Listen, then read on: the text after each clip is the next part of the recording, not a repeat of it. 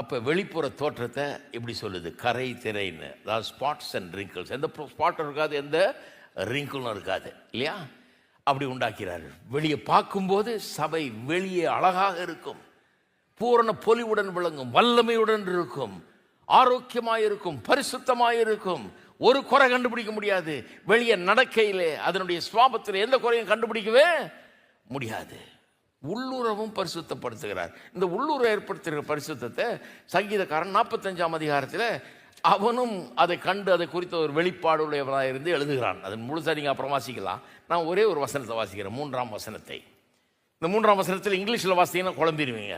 ஏன்னா இங்கிலீஷில் எப்படி மொழிபெயர்த்துறாங்க, சில மொழிபெயர்ப்பில் the king's daughter is glorious within her palaces அப்படின்னு, அவருடைய அரண்மனையிலே அதற்குள்ளே இருக்கிறவள் ரொம்ப அழகாக இருக்கிறார் அப்படின்ற மாதிரி சொல்லிட்டாங்க. ஆனால் அப்படி சொல்லலையா, தமிழில் கரெக்டாக மொழிபெயர்த்துட்டாங்க பாருங்கள். அதனால தான் நான் 2 மொழியில் பிரசங்கம் பண்ணுறது எனக்கே ரொம்ப பிரயோஜனமாக இருக்குது. தமிழில் என்ன அழகாக சொல்லியிருக்கு பாருங்கள்.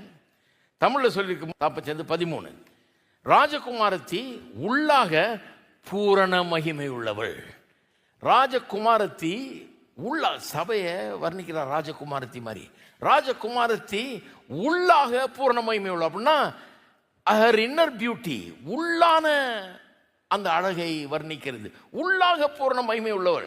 இங்கிலீஷில் கூட பல மொழிபெயர்ப்புகள் இந்த மொழிபெயர்ப்பு மாதிரி மொழிபெயர்க்கிறது பாருங்க. நியூ அமெரிக்கன் ஸ்டாண்டர்ட் பைபிள் சொல்லியிருக்கிறது the king's daughter is all glorious within அப்படின்னு வருது. யங்ஸ் லிட்டரல் டிரான்ஸ்லேஷன் சொல்லுகிறது all glory is the daughter of the king within. தான் பூரண மகிமை உள்ளவளாக இருக்கிறாள். உள்ளான விதத்தில் பூரண மகிமை உள்ளவளாக இருக்கிறாள் தான் வலியுறுத்துறாங்க.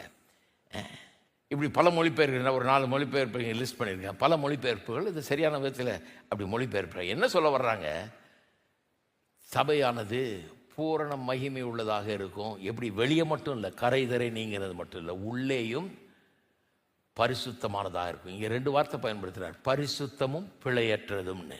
அதில் பரிசுத்தம்ங்கிறது தான் இப்போ சொல்லிட்டு இருக்கிறேன்.